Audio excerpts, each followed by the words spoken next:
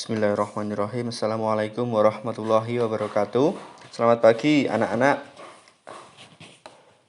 Hari ini alhamdulillah kita masih diberikan kesempatan untuk bertemu lagi dalam keadaan yang sehat.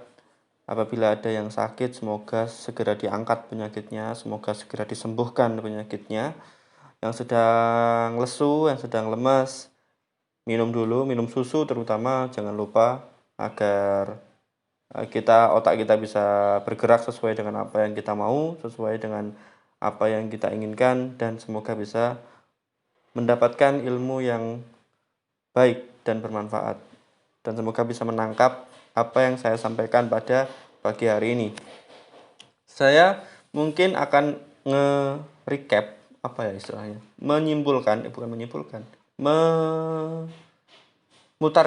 mengulang kembali sedikit tentang apa yang saya sampaikan di minggu-minggu sebelumnya tentang menelaah unsur karya fiksi. Saya ulangi dari awal ya, karena ini nanti akan ada hubungannya dengan tugas yang akan saya berikan. Jadi, menelaah unsur karya fiksi. Yang pertama adalah unsur tokoh dan penokohan. Ada tokoh itu ada yang protagonis, ada yang antagonis, dan ada yang tritagonis. Protagonis itu adalah tokoh yang baik, tokoh yang membawa cerita. Antagonis itu adalah tokoh yang membawa konflik. Beda kan? Protagonis membawa cerita, antagonis membawa konflik. Tritagonis itu ada dua, yaitu tokoh yang cuma lewat saja. Ada juga yang berperan untuk membantu mengatasi konflik yang dialami oleh protagonis dan antagonis. Nah, penokohan itu ditunjukkan setiap tokoh dalam cerita, diketahui melalui penampilannya, latar belakangnya, gaya bicaranya, perilakunya, macam-macam. Tergantung yang disampaikan oleh pengarang di ceritanya itu yang mana. Setelah tokoh dan penokohan, lalu ada yang namanya tema. Tema itu adalah suatu fenomena yang diangkat oleh penulis ke dalam ceritanya, dibalut oleh ide yang imajinatif dengan menempatkan tokoh-tokohnya di sana. Saya menyimpulkan bahwa tema itu adalah, misalnya saya mau nulis tentang anak sekolahan. Ya sudah, itu berarti temanya. Tapi itu terlalu umum sekali. Jadi misalnya tema anak sekolah sangat umum. Mending tema itu langsung menjurus ke masalah yang mau diangkat. Misalnya anak sekolahan. Masalahnya apa sih? Misalnya gaya belajar anak sekolahan, atau kenakalan anak sekolah. Nah, itu kan tema. Jadi anak sekolah itu masih terlalu umum. Jadi bisa lebih mendalam lagi lah. Nah, itu yang saya sebut tema. Makanya disebutkan adalah suatu fenomena. Tapi kadang ada cerita yang memang fenomenanya itu tidak ditunjukkan secara langsung. Jadi sebenarnya misalnya ya, ini ada cerita tentang anak sekolah, tapi digambarkan dengan cerita fantasi, dengan digambarkan oleh binatang, tumbuhan. Jadi bisa juga seperti itu, tapi nyindirnya, jadi tema ceritanya itu tentang anak sekolahan. Jadi ya, misalnya ada yang, ini ada cerita binatang yang sekolah ini.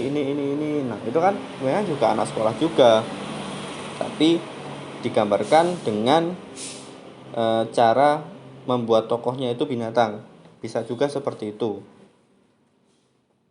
Dalam mencari inti atau pesan dari sebuah cerita itu juga kita nggak bisa menyimpulkan dari satu sudut pandang saja.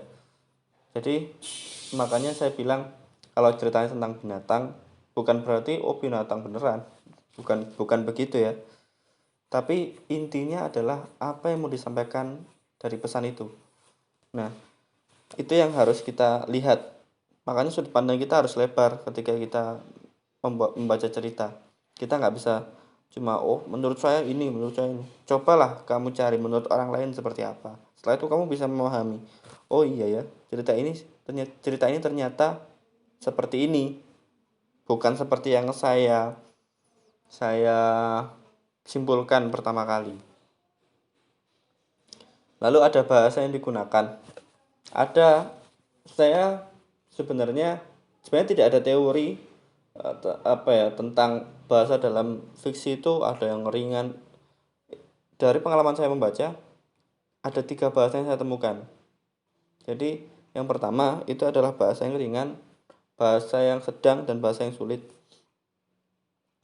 Bahasa yang ringan ya ketika kita membaca pertama kali sampai selesai kita langsung paham, oh ini ceritanya. Ada yang bahasa yang sedang, biasanya agak dimasukin agak diselip-selipkan bahasa atau istilah-istilah yang kita kurang paham, misalnya kayak supernova. Itu adalah istilah-istilah dalam fisika atau istilah-istilah dalam ilmu astronomi yang saya pun sebenarnya nggak ngerti. Cuman di situ ada istilah asing dan di bawah bukunya itu ada penjelasannya. Oh, ini maksudnya. Ini adalah titik-titik, nah, gitu. Ada yang bahasa yang sulit juga. Jadi itu sudah bahasanya sebenarnya bahasa Indonesia, nggak ada istilah asing, tapi bahasanya sulit. Kenapa? Karena biasanya ketika kita membaca dari awal sampai selesai kita nggak paham. Contohnya novelnya Sapardi, novelnya Seno, itu sangat sulit karena beliau itu adalah pengarang yang berasal dari penyair, jadi terbiasa membuat puisi. Jadi ketika membuat novelnya kayak puisi, susah sekali dibaca, susah sekali dipahami, tapi bukan berarti tidak bisa dipahami. Tapi bahasanya sulit sekali. Jadi harus dibaca berulang-ulang sampai kita harus benar-benar membaca satu paragraf itu. Oh, ini maksudnya. Harus benar-benar harus fokuslah kita harus membaca. Lalu alur.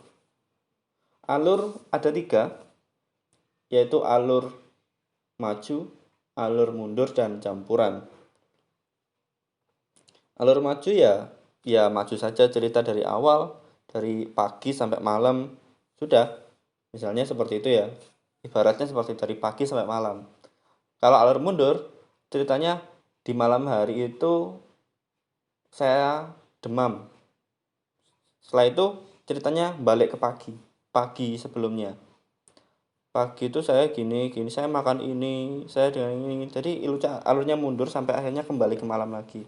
Itu alur mundur. Tapi ada juga alur campuran, di mana pertama kali alurnya itu maju sampai siang. Setelah siang itu dia menceritakan, oh pagi ini ada yang belum diceritakan. Nah, itu menceritakan pagi lagi, terus kembali ke siang lagi, terus setelah sore kembali ke siang lagi. Itu alur campuran. Biasanya ceritanya lebih kompleks, tapi sama-sama saja sih, tidak ada yang susah. Jadi dari situ bisa disimpulkan bahwa dalam karya fiksi itu akan selalu ada atau akan selalu muncul 7 atau 6 pertanyaan inilah. 7 ini, yang nomor 7 itu kewajiban kita sebagai seorang pembaca sebenarnya. Jadi yang pertama, bagaimana judul dan tema dikembangkan? Apakah ada keunikan? Karena judul dan tema itu adalah sesuatu yang sangat penting di dalam sebuah cerita. Judul terutama ya, judul sajalah. Judul itu kalau judulnya menarik, kita pasti akan merasa ingin membaca itu.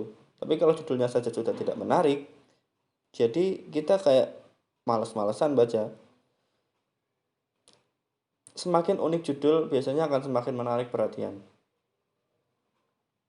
Nanti akan saya beri pertanyaan ini aja ya. Jadi 7 pertanyaan ini kalian jawab di tugasnya.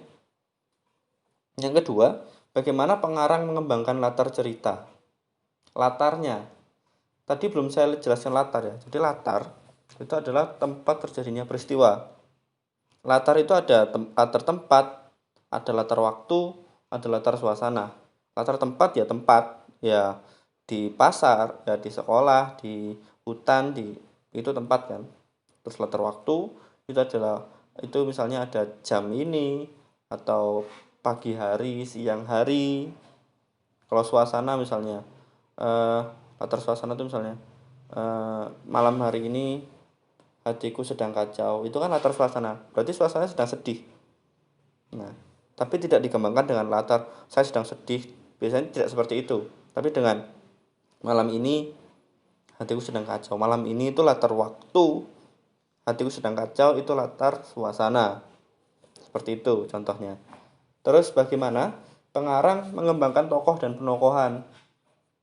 Sudah saya jelaskan tadi ya di awal. Terus 4, bagaimana pilihan kata yang digunakan pengarang? Bahasa tadi ya, sudah jelas. Terus, apakah kalimat-kalimatnya memiliki keunikan dan kekuatan untuk membangun cerita? Nanti kalian cari di novel, di cerpen yang saya tunjukkan nanti. Terus, tokoh mana yang paling kamu sukai dan mengapa? Kenapa sih ada pertanyaan ini? Kenapa kita harus menyukai satu tokoh di sebuah cerita? Ketika kita membaca cerita,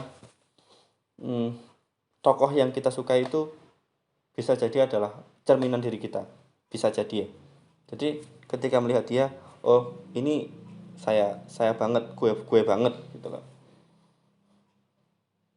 Karena dari cerminan itu kita bisa belajar, oh ternyata kalau saya melakukan hal yang sama seperti dia, saya merasa salah berarti. Itu karena kita bercermin dari orang itu. Bisa juga karena misalnya orang itu melakukan sesuatu yang tidak pernah bisa saya lakukan. Itu bisa jadi karena misalnya kamu sukai karena itu juga. Jadi banyak hal ya yang bisa disukai dari tokoh. Lalu komentari karya fiksi yang telah dibaca sesuai pemahamanmu.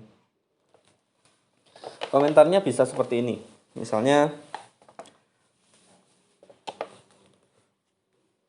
saya sangat menyukai cerpen ini karena banyak hal yang bisa saya pelajari dari cerpen ini. Contohnya ini. Buktinya ada di paragraf ini. Jadi kamu gak sekedar ngomong, tapi ada buktinya. Semua hal yang dibicarakan di komentar, semua kritik kita, semua komentar kita, itu harus ada buktinya. Kalau nggak ada buktinya, itu omong kosong. Apapun yang kita ucapkan, apapun yang kita komentari, apapun yang kita mau kita utarakan, itu harus ada buktinya. Tanpa ada buktinya, itu hanya omong kosong saja. Karena apa yang kita omongin, apa yang kita bicarakan, itu akan menjadi bermakna apabila kita bisa membuktikan bahwa itu benar. Seperti itu. Mungkin sampai di sini pembelajaran kita hari ini. Semoga apa yang saya sampaikan bermanfaat untuk kalian semua. Semoga ilmu yang saya berikan tentang materi ini, tentang membaca, tentang karya fiksi, itu semuanya bisa ditangkap dengan baik. Semoga bisa membangkitkan semangat membaca kalian. Saya kira cukup sampai hari ini ya. Semoga kita diberikan kesehatan selalu oleh Allah Subhanahu wa taala. Amin. Saya akhiri sampai di sini. Wassalamualaikum warahmatullahi wabarakatuh.